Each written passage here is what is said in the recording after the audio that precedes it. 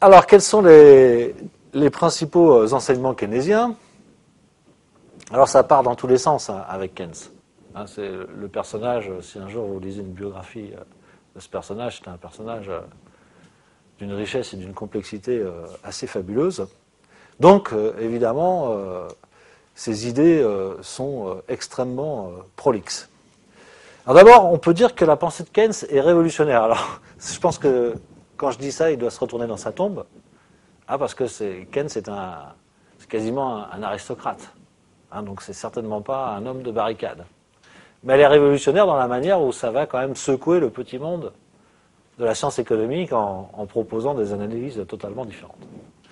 Donc cette théorie prend le contre-pied de la théorie néoclassique, mais, et il ne faut pas oublier ça, Keynes n'est pas socialiste, n'a aucune sympathie pour les socialistes ou les communistes, c'est un libéral. Et il le dit lui-même, le capitalisme est le moins mauvais des systèmes possibles. Donc voilà, il ne se fait pas trop d'illusions, mais malgré tout, en dernière instance, il faut choisir, il choisit le système libéral. Alors, depuis très longtemps, en tous les cas depuis les classiques, il revient à une analyse macroéconomique, c'est-à-dire qu'il essaye d'analyser l'économie dans son ensemble, en regardant comment circule le revenu, l'emploi, la production, etc., plutôt que ce qu'avaient fait les néoclassiques, eux, d'aborder l'économie par l'étude du micro, c'est-à-dire l'étude des agents en particulier, le consommateur, l'entreprise. Donc il revient à l'analyse macroéconomique et il abandonne l'analyse microéconomique.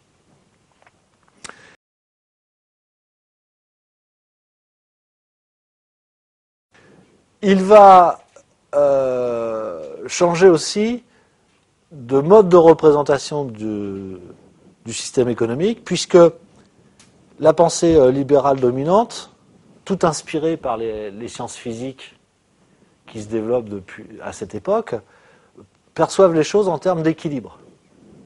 L'offre et la demande équilibrée. Donc ça, c'est des concepts qui nous viennent de la physique. Keynes, lui, va réintroduire un raisonnement qui est beaucoup plus performant, en tous les cas, qui colle beaucoup mieux à l'économie moderne. C'est un raisonnement en termes de circuit qui avait déjà été présenté, je vous rappelle, par les physiocrates. Les physiocrates et François Quesnay, précurseur des classiques, est le premier auteur économique à raisonner en termes de circuit. Je vous rappelle, seule l'agriculture est un secteur productif. L'agriculture produit un surplus, et c'est ce surplus qui va être distribué aux autres classes improductives et qui vont dépenser, qui vont permettre une nouvelle production de l'agriculture, etc. Donc ce raisonnement en termes de circuit nous vient des physiocrates et va être privilégié par Keynes. Alors quel est l'intérêt du circuit économique? Eh bien, c'est que c'est une analyse temporelle. Un circuit, en fait, ça n'a ni début ni fin. Ça veut dire que ça engage le temps. Et le temps en économie, c'est essentiel. Je veux dire, si on pense l'économie comme une photo, on passe à côté de la réalité du problème. L'économie, en fait, c'est quelque chose qui se déroule dans le temps, il faut prendre en compte le temps. Et c'est ça peut-être la grande révolution de Keynes, c'est d'introduire le temps dans l'analyse économique, et avec le temps, les agents économiques qui vont essayer de prévoir le temps, de savoir ce qui va se passer l'année prochaine. Et c'est donc la théorie des anticipations. Et ça, c'est vraiment fondamental, c'est une rupture fondamentale dans l'histoire de la pensée économique.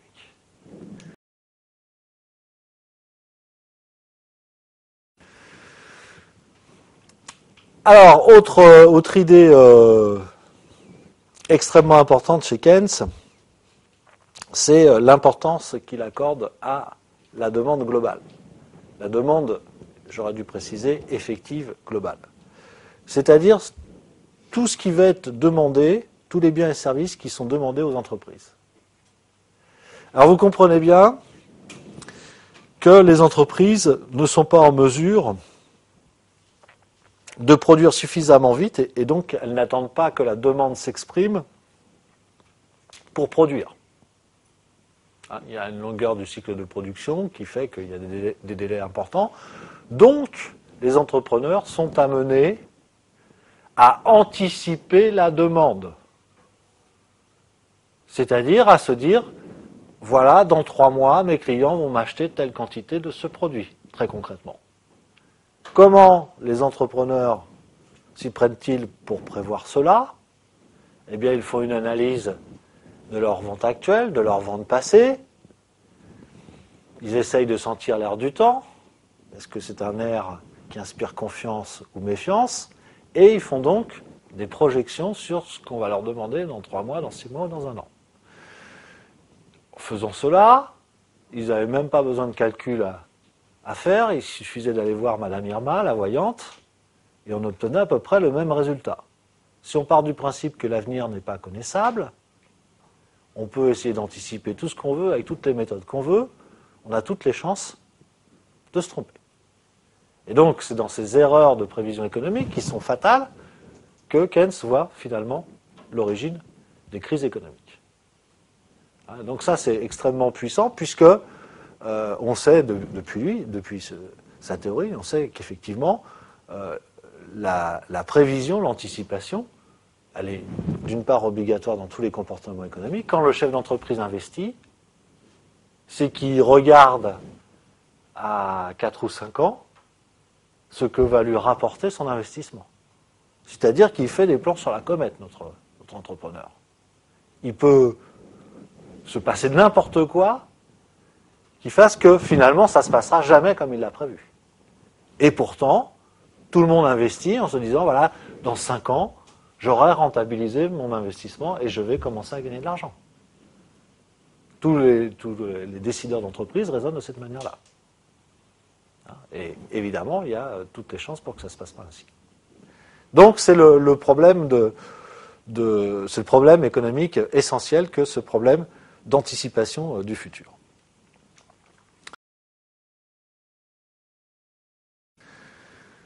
L'incertitude, donc la prise en compte du temps dans les décisions économiques, est fondamentale. Et vous comprenez le rapport entre le temps et l'incertitude. Si on ne peut pas prévoir à coup sûr, eh bien, forcément, le futur est plein d'incertitudes. Donc les agents sont obligés d'anticiper le futur.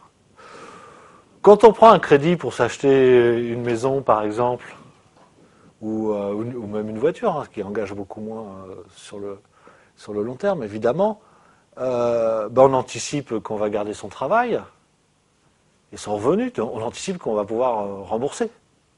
Comment peut-on anticiper qu'on va pouvoir rembourser dans 20 ans? C'est une bonne question. La réponse des agents économiques, finalement, est une réponse optimiste, puisque les gens prennent toujours des crédits immobiliers, et donc ils font toujours des paris sur 20 ans, voire aujourd'hui sur 30 ans. Donc l'homo economicus, l'agent économique, est fondamentalement optimiste. Heureusement pour l'avenir des affaires et du commerce. Mais c'est une prise de position qui est particulière. Je pense que si on proposait sous forme de jeu d'argent dans une fête foraine ce que les gens sont en train de faire avec leur crédit immobilier, je pense que personne ne jouerait. Donc là, on est sur des questions qui sont vraiment essentielles et qui taraudent encore les économistes. On n'a pas de réponse à ça.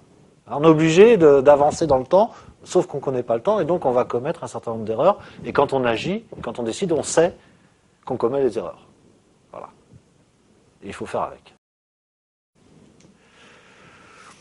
Alors, autre idée qui va vraiment faire dresser les cheveux sur la tête des néoclassiques. Pour Keynes, la monnaie n'est pas neutre. Donc il y a un grand présupposé chez les néoclassiques, c'est de dire voilà, la monnaie, c'est juste un instrument technique, ça sert à payer. C'est un outil. Mais la monnaie, à aucun moment, n'a d'influence sur ce qu'on appelle l'économie réelle, c'est-à-dire sur la production de biens et de services. C'est totalement séparé, c'est un outil, et sa fonction essentielle, c'est une fonction de transaction pour faciliter donc les échanges. Et Keynes, lui, va montrer qu'au contraire, la monnaie peut créer des déséquilibres. Je ne vais pas rentrer dans le détail, parce que nous travaillerons aussi sur les théories de la monnaie, mais la monnaie est un bien qui peut être désiré pour soi, c'est-à-dire qu'on peut désirer de la monnaie pas pour acheter quelque chose, mais on peut désirer de la monnaie pour faire de la monnaie. Et ça s'appelle les comportements de placement, des comportements spéculatifs. On va essayer de tirer un revenu avec de la monnaie. Donc la monnaie peut être recherchée en elle-même. Et du coup, le fait qu'elle puisse être recherchée pour elle-même, eh bien, ça fait, je vous donne la conclusion, que cette monnaie n'est pas neutre et qu'elle influence très grandement la production de richesse. On le voit depuis les années 80, les crises économiques sont des crises financières, mais aussi des crises monétaires et bancaires. Et que ces crises monétaires et bancaires, pour ne parler que d'elles, ont une influence sur ce qui va être produit, sur l'emploi, etc. Donc, c'est bien la preuve, par les faits, qu'il y a une influence de la monnaie sur l'économie réelle.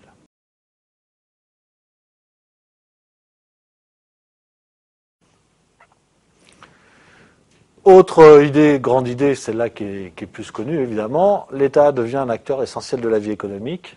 Pour Keynes, pourquoi ? Parce que c'est lui qui va réamorcer la pompe quand il va y avoir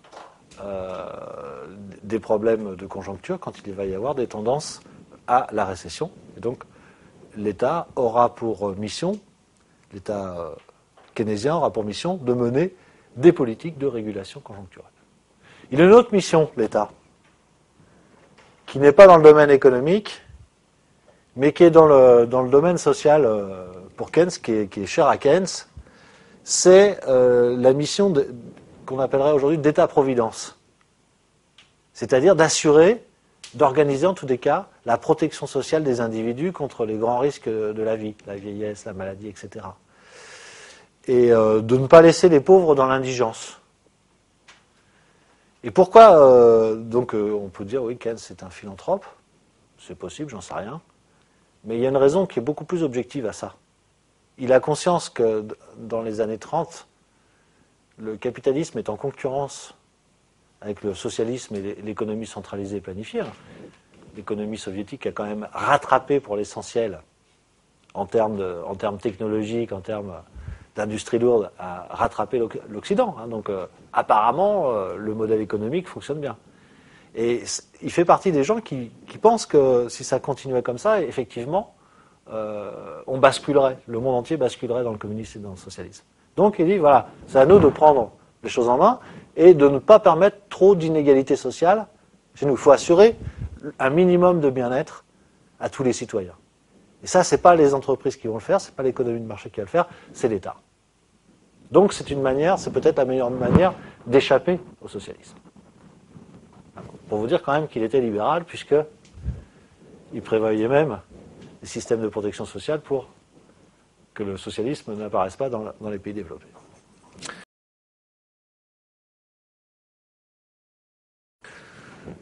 Autre idée forte chez Keynes, vous l'aurez compris, les marchés ne s'autorégulent pas, les marchés sont aveugles, et quand les marchés sont en panne, il n'y a personne pour les réparer, hormis l'État. Et ils tombent souvent en panne. L'État doit organiser la protection sociale, je vous en ai parlé.